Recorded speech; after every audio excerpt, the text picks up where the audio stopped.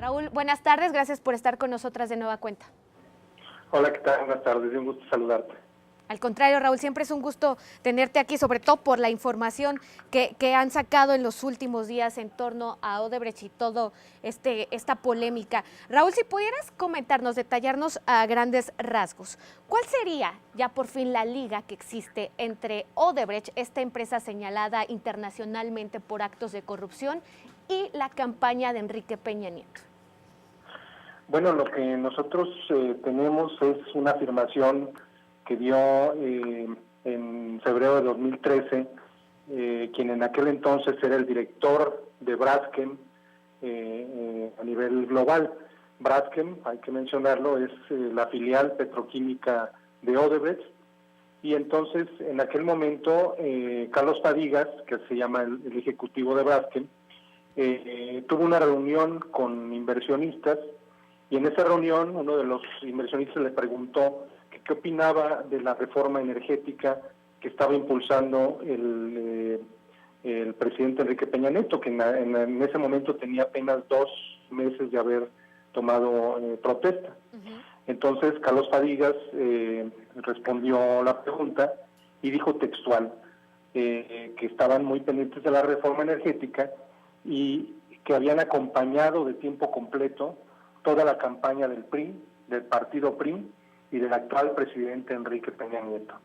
No solo de él, sino también de su equipo, dijo Fadigas en esa reunión privada con inversionistas. Los dichos de el señor Fadigas cobran relevancia en este momento porque está discutiéndose sobre el posible financiamiento que podría, o recursos que podrían haber llegado a la campaña del PRI, que era un aspecto que apenas estaba investigando el fiscal de la CEPADE, quien fue destituido hace unos días. Entonces este dicho cobra mucha relevancia en este contexto. Ahora, nosotros aportamos documentos adicionales a esta declaración, a este dicho del señor Fadigas, y los documentos que presentamos son que efectivamente de la empresa Braskem salieron recursos, o habrían salido recursos, para una de las empresas que, según los delatores en Brasil, está ligada a Emilio Lozoya, que es la empresa Latin American Asia Capital. En estos documentos que obtuvimos, se trata de planillas de pagos integradas al expediente Lavallato. El expediente Lavallato es el caso de corrupción más grande a nivel Latinoamérica y del que se derivó el caso Odebrecht.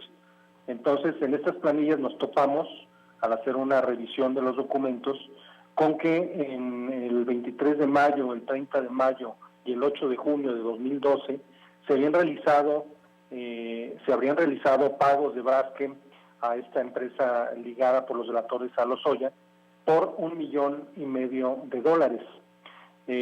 Insisto, estas transferencias se hicieron coinciden con los tiempos de la campaña presidencial, lo cual abre la suspicacia de si estos fondos no habrían ido a dar precisamente a cuestiones de financiamiento electoral, sobre todo tomando en cuenta que el personaje ligado a esta empresa se desempeñaba en ese momento, Emilio Lozoya, como el director de vinculación internacional de la campaña de Enrique Peña Nieto.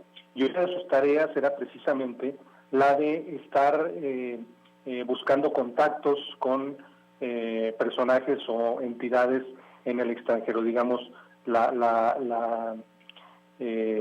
área internacional de la campaña. Claro. Raúl, buenas tardes, te saluda Elia Almanza.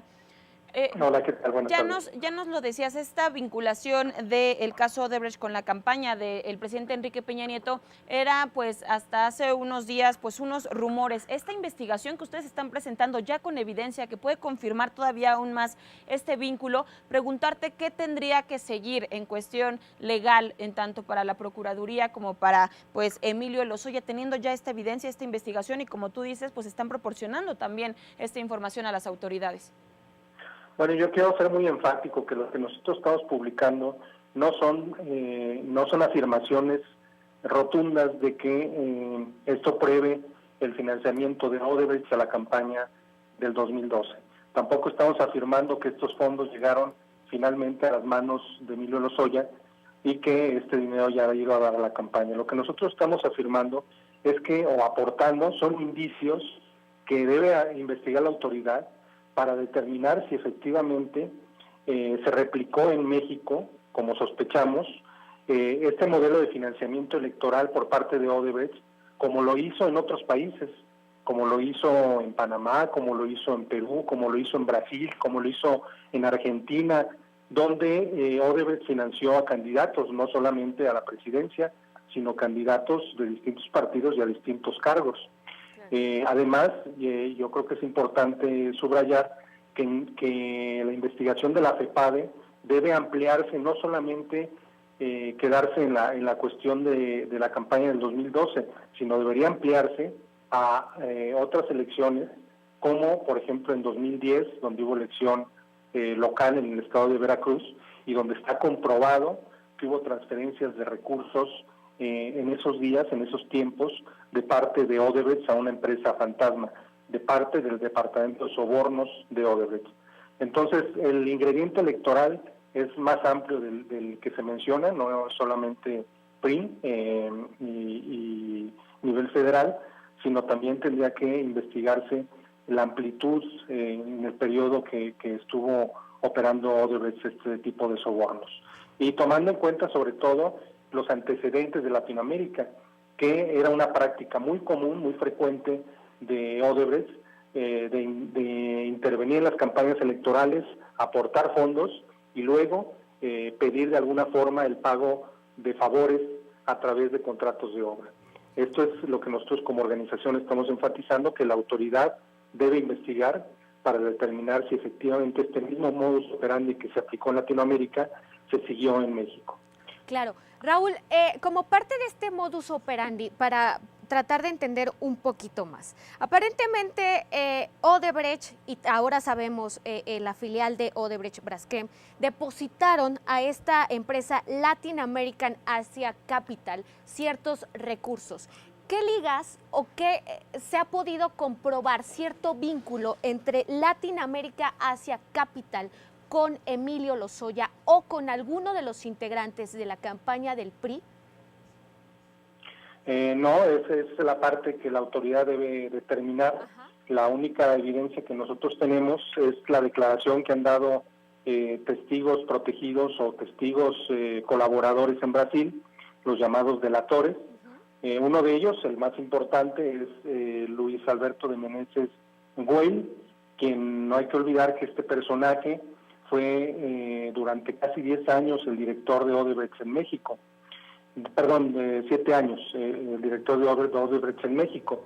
Este personaje es el que directamente en la delación ante las autoridades de justicia de Brasil ha afirmado que esta empresa de Latin American Asia Capital Holding está ligada a Emilio Lozoya. De hecho, claro, en una de sus afirmaciones, de sus declaraciones, dice que fue el propio Emilio Lozoya quien le pidió que los depósitos de los supuestos sobornos se hicieran en una cuenta a nombre de esa empresa.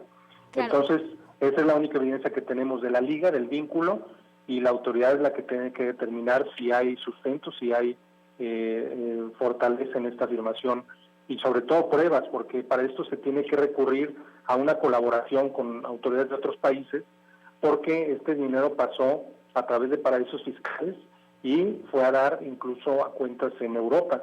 Claro. Entonces, se trata de un trabajo de colaboración muy profundo a través de las unidades de inteligencia financiera de varios países. Raúl, estos datos, estos documentos que el día de hoy ustedes muestran como parte del reportaje, ¿están o estaban en el escritorio de la FEPADE?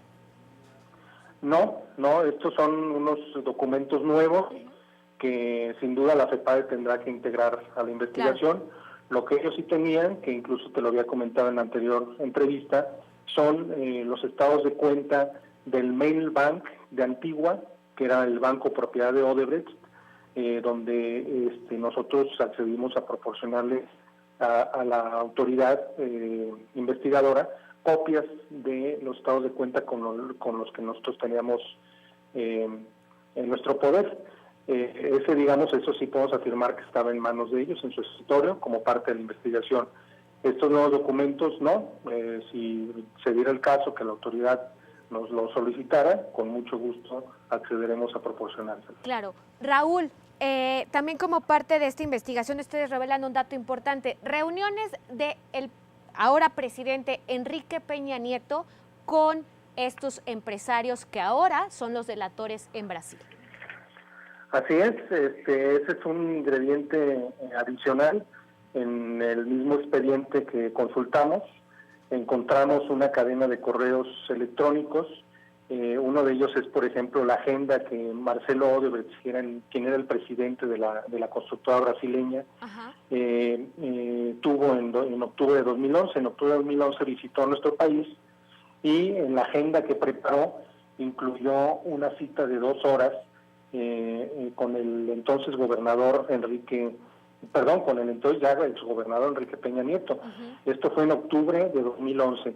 Y en ese momento Peña Nieto ya se perfilaba como el candidato a la presidencia por el PRI. Todavía no era designado, pero ya se perfilaba notablemente como el candidato.